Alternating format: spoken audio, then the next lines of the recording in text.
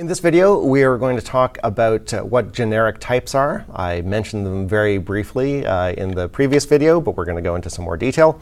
I'm going to talk about lists and dictionaries and a few other kinds of generic collection types and why they are alternatives to arrays that are maybe better than arrays.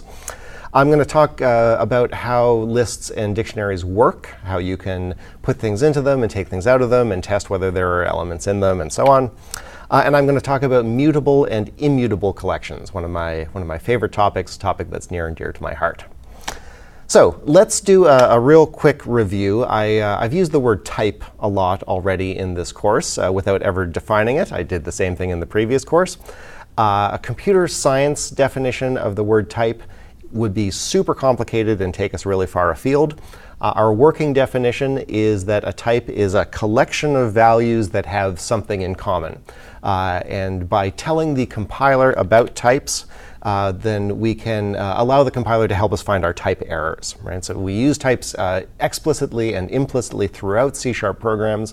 And in some sense, the whole idea of the C# language is it's trying to figure out what violations you've made of the type system, because those are likely to be errors.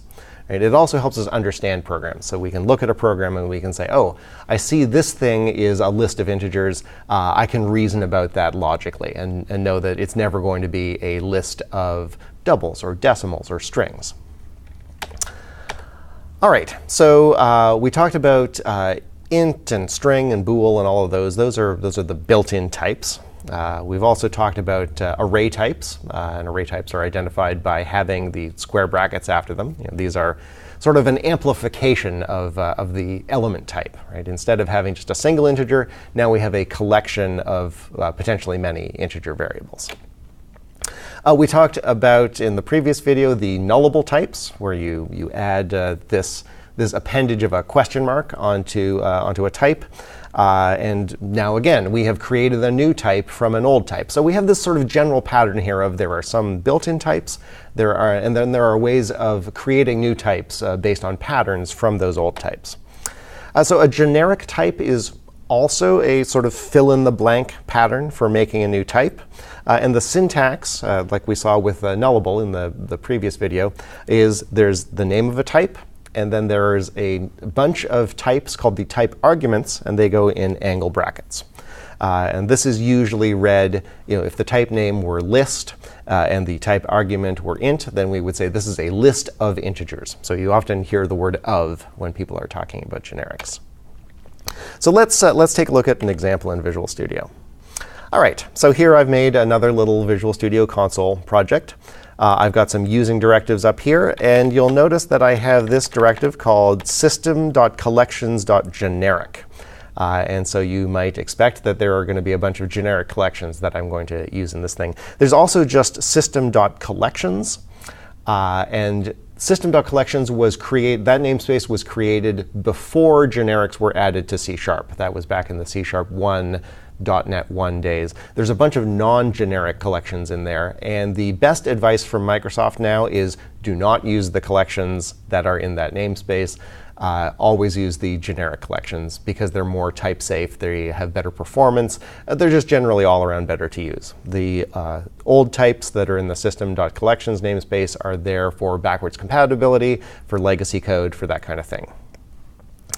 All right. So let's just take a look at this little program here. I've made a local variable called numbers. I've initialized it with a new list of integers. And then I've said I would like to add a bunch of things to this list. So let's just put a breakpoint here, and we'll just step in.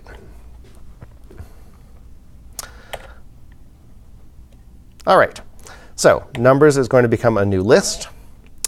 You'll notice down here that the highlight says the count of this list is 0, and that it's red because this thing just changed. We just suddenly created the new list. If we add 10 to that list, you'll notice that the count increments to 1, the count increments to 2, the count increments to 3. If we go over here and hit this little drop down in the locals window, then you can see more information. So you can see that element 0 is 10, element 1 is 20, element 2 is 30. And this should look familiar because this is just the same way that arrays look. Arrays are indexed starting at 0. Almost everything that is indexed in C# starts at 0 instead of starting at 1. And that we have our 3 elements here. Right. Now, you'll notice also that we have this property count. Arrays have a length property. Strings have a length property. I honestly do not know why the people who designed the list class decided to use count instead of length. It has always struck me as odd that they would be deliberately inconsistent like that. But there you go, they did. Now here is an interesting little fact. Suppose, I'll clear this breakpoint. Suppose I were typing this and I was using IntelliSense. And so I get this drop down here, and I type count. There are 2 counts. There is this one, which is a property, and then there is this one, which is a method. The reason for that is there is an extension method. We talked in the previous course very briefly about extension methods. Extension methods are a mechanism that was added to C#3 that allow you to add new methods to types that you don't own. And in this particular case, there is an extension method that can give you the length, the number of elements that are in anything that can be treated as a sequence. And it's a method, not a property. So what C# is telling you here is you got 2 ways of getting the count of this thing. 1, by just asking the list, what's your count? That's the property. And 2 is saying, a list can be treated as a sequence of items. I know how to count any sequence. There's a method that does it. So just beware of that. It is generally speaking the better idea to just use the count property. They do exactly the same thing. There's barely any performance difference between them. But just for the sake of readability, generally thought to be a better idea to use the count property when you have the choice. All right. So we can use the for each loop to enumerate a list the same way we could use the for each loop to enumerate an array. So let's step in here and we can see that. So we have for each number in numbers. So number is a loop variable. Numbers is the collection. And then as we run around this loop, number takes on every value in the collection. So first it's 10, then it becomes 20, then it becomes 30, and so on. Right there it's 30, and we're done.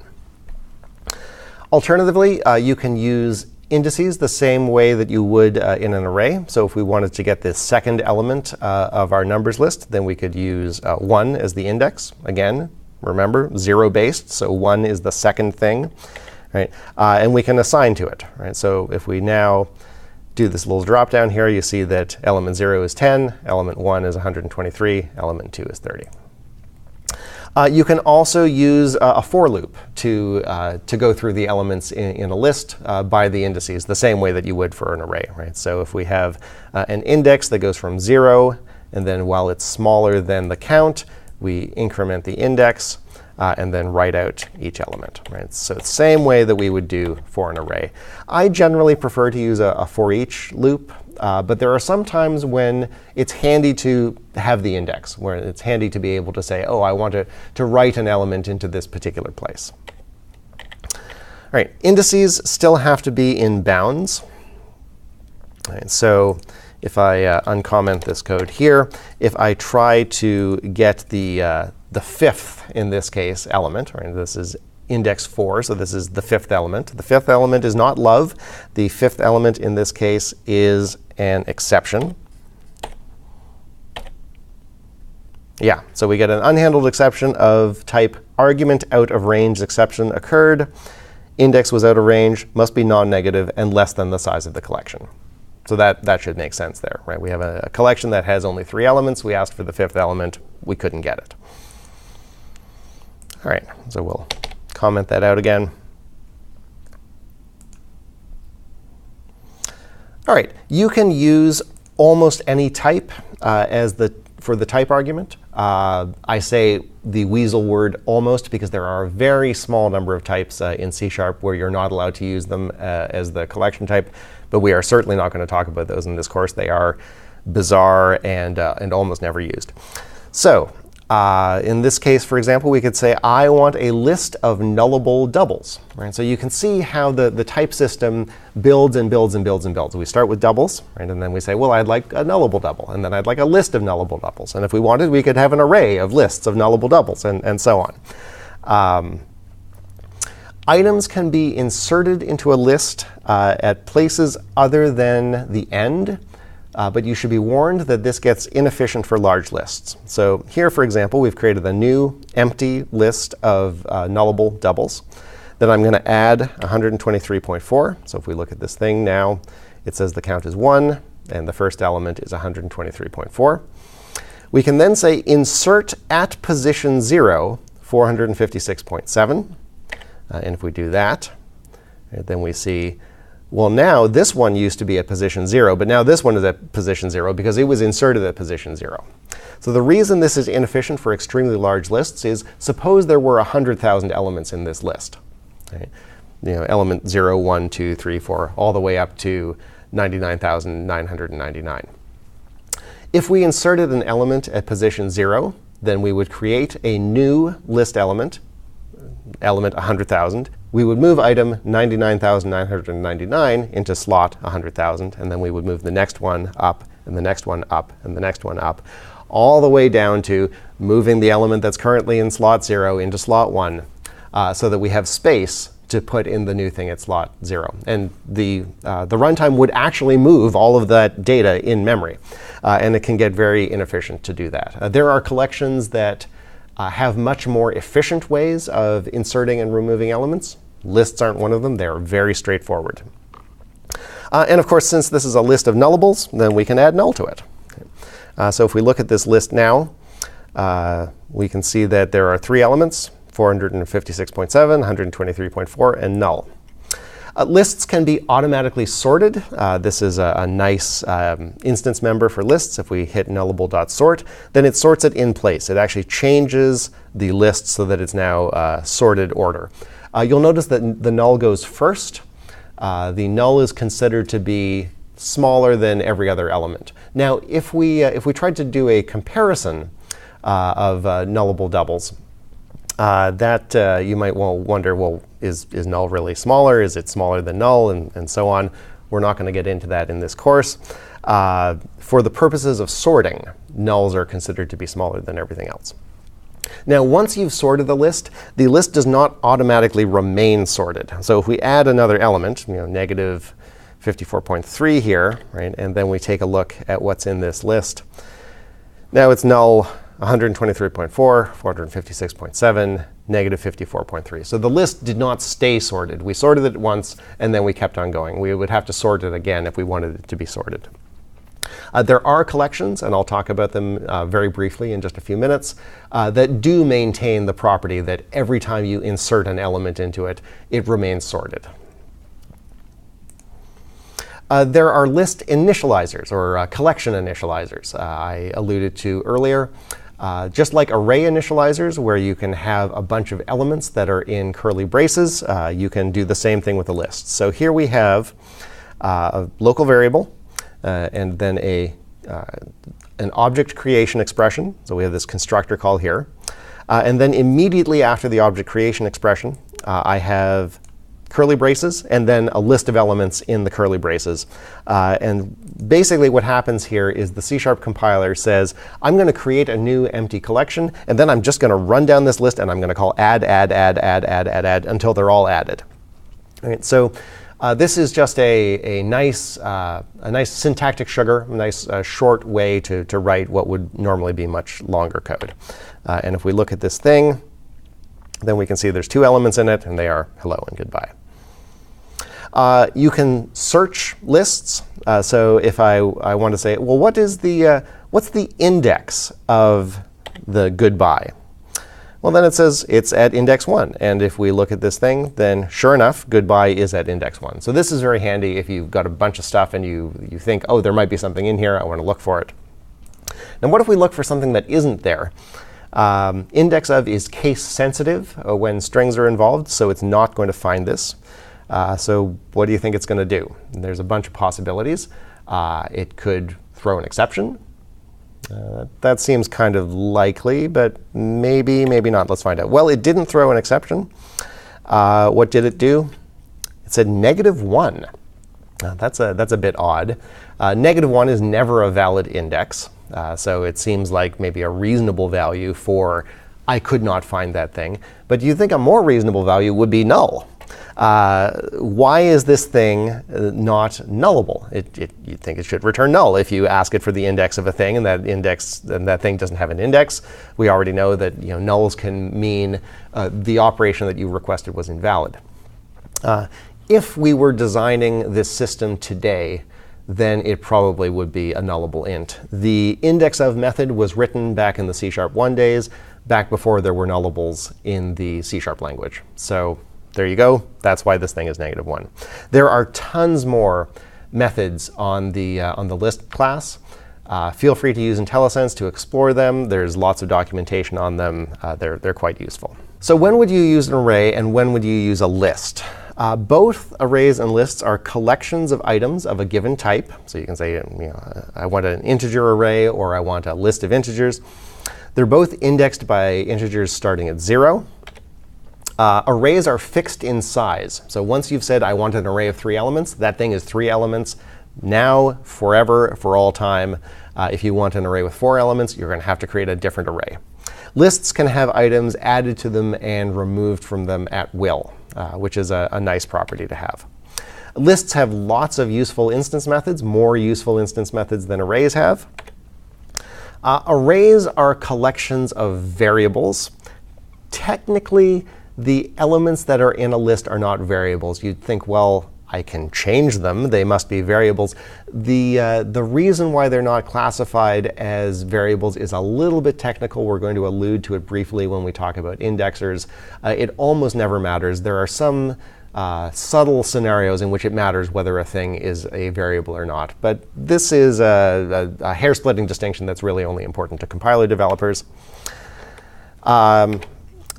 My general advice is use lists unless you have a good reason to use arrays. The flexibility that you get is usually worth it. All right, so let's go back to the code briefly here. There's another kind of collection called a dictionary. And just as a list is a collection of elements and an array is a collection of elements, a dictionary is a collection of elements paired with keys. So there, you think of it as a set of keys and a set of values. So in a dictionary, the keys are distinct. Every key is associated with exactly one value. And the syntax for it is dictionary. It's a generic type. And then this time we have a generic type that has 2 type arguments in the angle brackets, the type of the key and the type of the value. The term dictionary is a little bit unusual. It's a little bit specific to C# and .NET. Other languages call these things maps. The idea is I am mapping the key to the value. Or some languages call them associative arrays, because they're like arrays in that it's a collection of values, but you are associating a key with a value. So let's take a look at some examples of dictionaries in C#.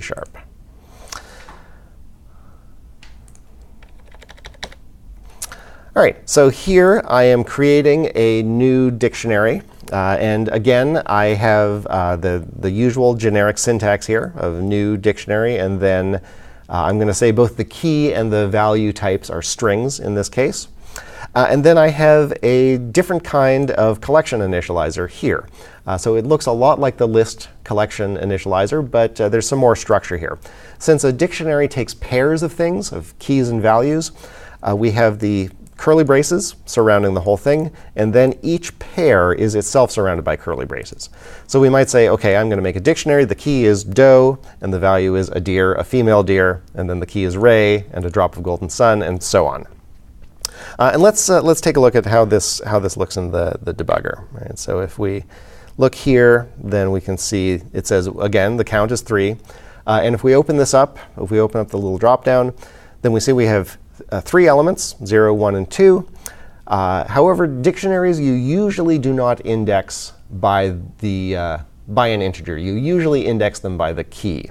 Right? This is kind of an artifact of how this is displayed in the debugger, not really representing how you would use the thing. And then the keys and the values are shown as pairs here. So doe, and then a deer, a female deer, and so on. Now there's a new alternative initialization syntax that has been added in C#6 that I like a lot more because it gets rid of some of this sort of nested pairing braced structure and looks more like you would actually use to build the dictionary. And that is, we again have the new dictionary, right? So the object creation expression here. Following the object creation expression, we have a bunch of stuff in curly braces. But this time we're saying in square brackets, here is the key. And then we are assigning to that key the value. Right? And then we have a whole list of these things. The most common use of a dictionary is for lookup. And you look up an item in a dictionary the same way you look up an item in a list or an array. You have the square brackets, the indexer, that's called, and then you give it the key that you want to use to look up. So in a dictionary, that key would be a value of the key type. In a list or an array, that would be an integer from 0 up to 1 minus the size of the array or the list. So if we say, well, I want to look up the value of me, and then we can do that. And sure enough, the definition becomes a name I call myself. There's a bunch of different ways to add new items to dictionaries. You can use this same square bracket syntax that was called out in the initializer here. Right? So we can say dictionary and then use an indexer and say I want to add this new key value pair. And if we look at the thing, then once again, you can see we've added another element. Or dictionaries have an add method. And like how the list contains an add method that takes a single item, since there's a key and a value, the dictionary's add takes both of them. Right. Now, and if we look at this thing, you can again see these are all in the list. Now, just as with lists and arrays, you are required that if you fetch an item via a key, via the indexer, that item actually has to be there. Right? You can't ask for the 5th element of a 3-element list. You can't ask for the value that's in a dictionary that's associated with a key that's not there. So if we run this program, then if we try to step over that, then we'll get a key not found exception. And the method, the given key was not present in the dictionary. Pretty straightforward. All right, so let's comment that out. Now, suppose you're not sure whether an element is present in the dictionary, whether a key is present in the dictionary or not. With lists and arrays, you can always say, oh, well, is the index smaller than the number of items in the list? With a dictionary, there is a method called contains_key that returns a Boolean. I'm betting you can guess what it returns if the dictionary contains that key or not. There's another way to do it that is a little bit more complicated, but kind of nice. And that is like this. So we want to get the definition for Ray, let's say. There's a method called try_get_value. So we give it the key that we want, Ray, and then we say out Ray definition. This must be a variable. And what happens here is this method returns true if the variable was written with the value that was associated with this key.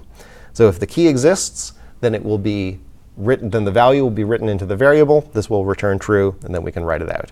Otherwise, Ray definition becomes null. And we've seen this kind of odd out pattern before. In the previous course, we saw that there was a method on integers called try_get_value that would allow you to take a string and figure out, oh, does this string contain an integer? If it does, then fill in this integer variable. If not, then it returns false. So this is the same pattern there. So we've seen this out pattern twice now. And it's possible to write your own methods that use this pattern, but we're not going to cover how to do that in this course. All right. So moving on, dictionaries are usually iterated by their keys. So let's run through here. All right. So there's a collection of keys. If I look at the keys collection here, you can see I now have a collection that just contains the keys. So I'm going to iterate over that collection using the for each loop. So every time I go through this loop, the key loop variable takes on a new value. So now it's doe. And now I can use this indexer syntax to say, give me the value that was associated with that key. And so if I step over that, then you can see in our console output, then it says doe equals a deer, a female deer. And we can keep on stepping through that code. It is also possible to iterate through a dictionary as a collection of pairs. So you'll notice here I said dictionary.keys. Here I'm just going to say dictionary, and that will give us the collection of pairs. And the pair has two properties, key and value. So if I step through this, then pair will take on a pair of key, doe, and value, a deer, a female deer. That's not that uncommon, but what is very rare is to iterate through the dictionary just as a collection of values. But that's legal too. So I can say, I want to go through all of the values. If I look at this thing, you can see here I have just a collection of values. Now, you'll notice that every time we did this iteration, we got the values out. We got the keys and the values out in the same order that we put them in.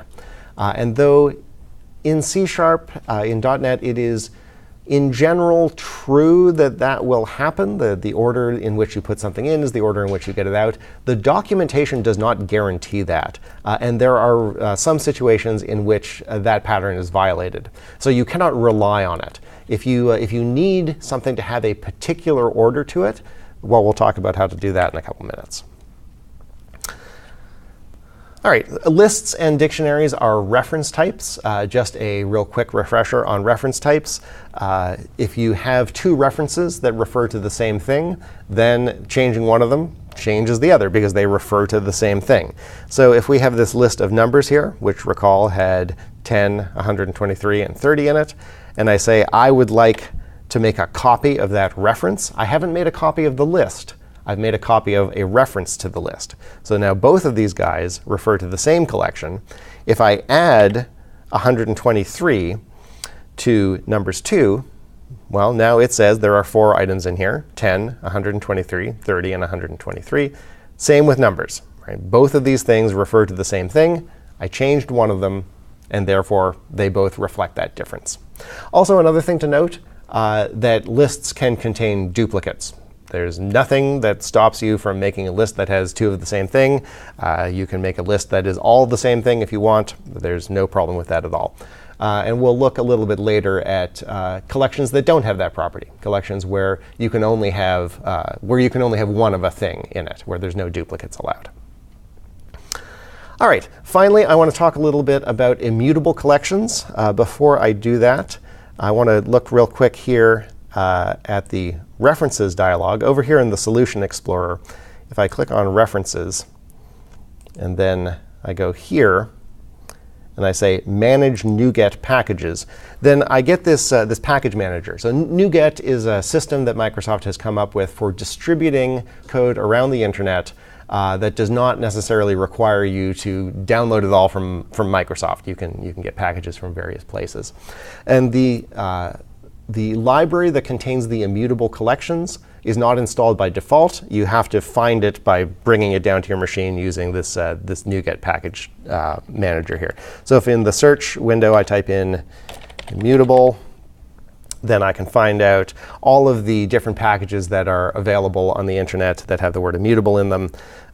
Find the one I want, which would be System Collections Immutable, and then I can use the various buttons on here to pull the code down, install it on my machine, add it to this project, and so on. And I've already done that, so I'm not going to go through that again. But just handy to know, there's lots of code that's available via NuGet, and the immutable collections package is one of them. OK, so now that I have said that, what do I mean by an immutable collection? Well, an immutable collection is, as the name would indicate, is a collection that doesn't change. And you might think, well, how is that useful? Well, let's start this program. All right, so here I'm going to say I would like I1, this variable, to be an empty, immutable list of integers. OK? Seems more or less like the same thing we had before, where we said, I want a new list of integers, and it gave us back an empty list. And then we could add things to it. So I'm going to call add. I'm going to say add 10. Right? And now if I look at i1.count, it's still 0. The add didn't do anything. The add didn't do anything because the collection is immutable. It can't change. So how is that possibly useful?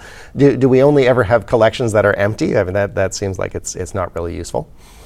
Well, suppose we were doing addition. Suppose you had the number 13 and you tried to add the number 14 to it. You do not change the number 13 into the number 27, right? The numbers 13 and 27 are different things. The number 13 is unchanged by the operation of adding 14 to it. You get back a new, entirely different number, the number called 27. And immutable collections are the same way. When we call add 10 to this thing, the empty collection stays the same. It doesn't change. The empty collection is empty now and forever. It gives you back a new collection that is the result of adding 10 to the empty collection.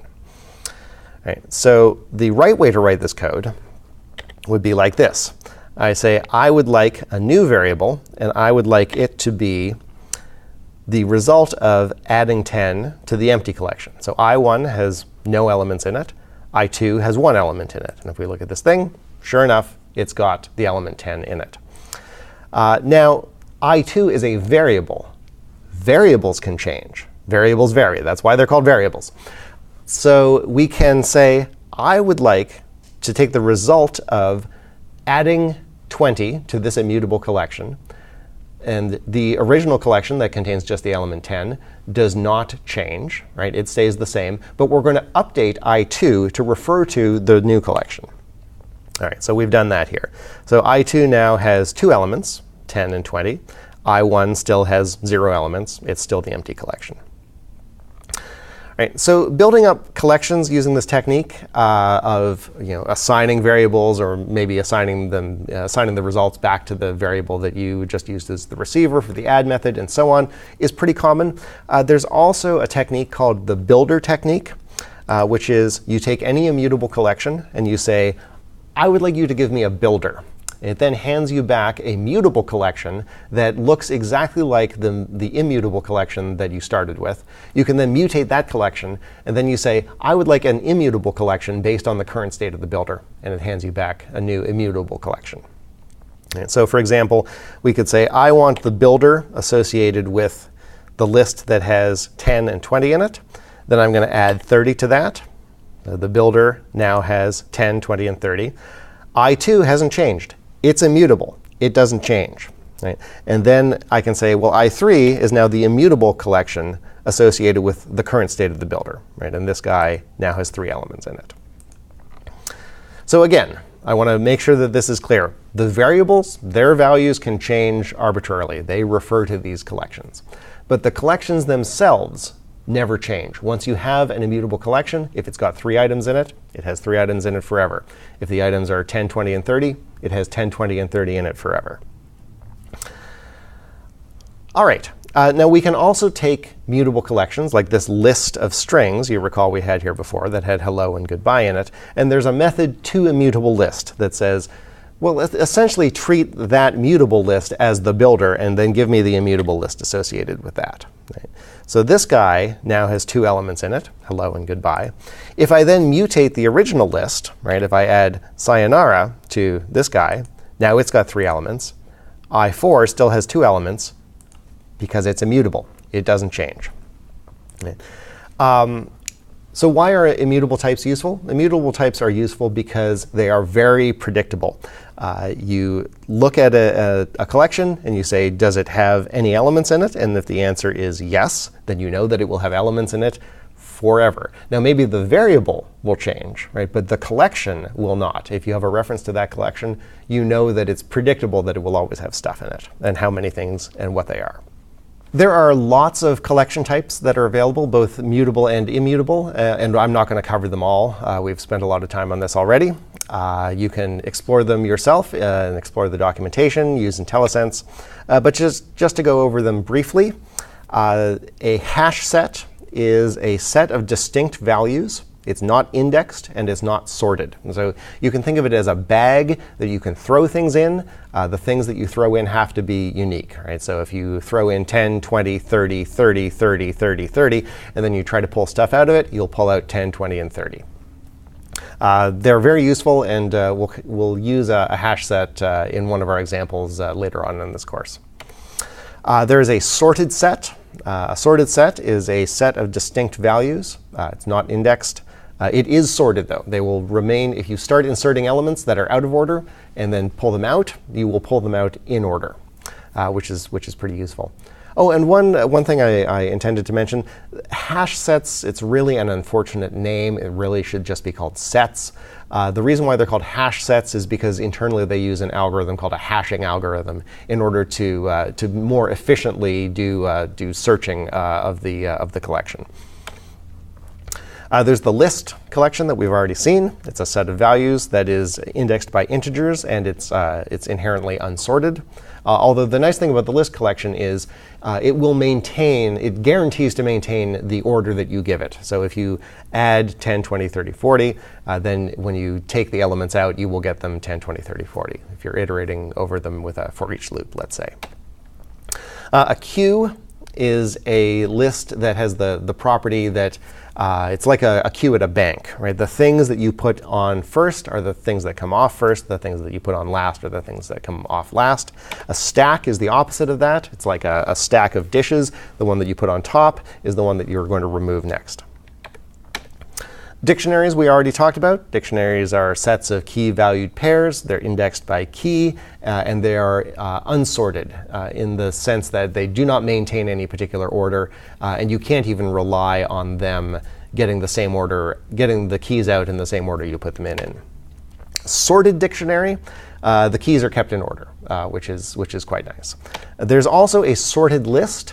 This is a badly named class. Really what we have are two kinds of sorted dictionaries. The reason we have two of them is they have slightly different performance characteristics. And the details of when to choose one over the other to get the best performance, I'm not going to talk about.